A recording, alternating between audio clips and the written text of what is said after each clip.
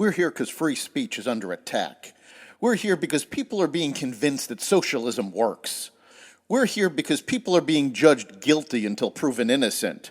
We are fighting back with facts. This is not a safe zone, so buckle up, Buttercup. This is the raw, naked truth.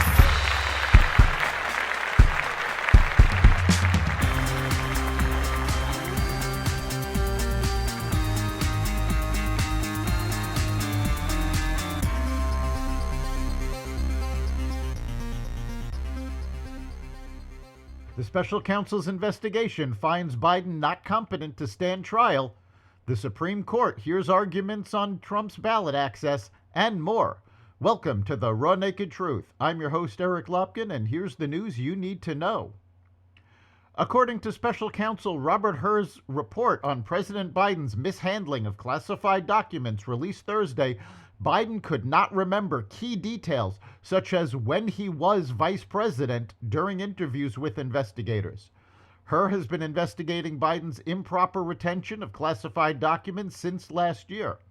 The papers included classified documents about military and foreign policy in Afghanistan, among other national security and foreign policy records, which Hur said contained sensitive intelligence sources and methods. The report stated that Biden did take records that he was not entitled to and shared classified information with the ghostwriter of his autobiography. Hur announced, however, that he would not seek criminal charges against Biden because Biden would not be competent to stand trial. The report details how Biden's memory failed him in multiple instances during the interviews, struggling to remember when he served as vice president in the Obama administration and when his son Beau died. Additionally, Hur's office believed Biden's lawyers would use those limitations in his recall if it went to trial. President Biden claimed his memory lapses were a result of the ongoing Israel-Hamas war. Biden told reporters that he was handling an international crisis at the time of his interviews with federal investigators. I sought no delays. In fact, I was so determined to get the special counsel what they needed, Biden remarked. I went forward with a 5-hour in-person interview over the 2 days of October, the 8th and 9th last year, even though Israel had just been attacked by Hamas on the 7th. I was in the middle of handling an international crisis. Biden's explanation rings hollow after 2 instances this week where he told stories about conversations he had with foreign officials after they died. The Supreme Court on Thursday signaled deep skepticism that Colorado had the power to remove former President Donald Trump from the Republican primary ballot because of his actions related to January 6th. A majority of the justices appeared to think during the 2-hour argument that states do not have a role in deciding whether a presidential candidate can be barred from running under a provision of the Constitution's 14th Amendment that bars people who engaged in insurrection from holding office. Justices from across the ideological spectrum raised concerns about states reaching different conclusions on whether a candidate could run, and several indicated that only Congress could enforce the provision at issue. Trump has never been charged or found guilty of insurrection, and Justice Sotomayor expressed concern that Trump was not being given due process.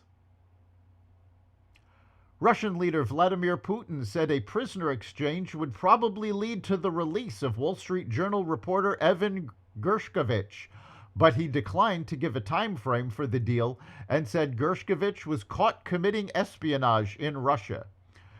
Gershkovich has been detained since March 2023 on an espionage allegation that he, the Wall Street Journal, and the U.S. government vehemently deny. In a 2-hour interview with former Fox News host Tucker Carlson, Putin said a prisoner swap was being discussed between the U.S. and Russia. Such talks have led to swaps in the past, and probably this is going to be crowned with success as well, Putin said. But we have to come to an agreement. A gun rights group representing over 2 million members and activists wants answers from Treasury Secretary Janet Yellen on alleged privacy violations committed by her department. Yellen testified before the Senate Banking, Housing, and Urban Affairs Committee on Thursday. In a letter sent ahead of her testimony, Gun Owners of America requested that committee lawmakers press the secretary on recent revelations that federal investigators asked banks to search and filter customer transactions for terms related to the firearms industry. Congress cannot allow the federal government to continue establishing and expanding databases on guns and gun owners, wrote Aidan Johnston, Director of Federal Affairs for the Gun Owners Association. Whether it's the misuse of gun store records and financial data by the Department of Justice or firearm transaction data by the Department of the Treasury, data collection on guns and their lawful owners must be stopped. Yellen's agency had requested banks look into transactions from stores such as Dick's Sporting Goods and Cabela's. Hawaii's highest court on Wednesday ruled that Second Amendment rights as interpreted by the U.S. Supreme Court do not extend to Hawaii citizens, citing the spirit of aloha.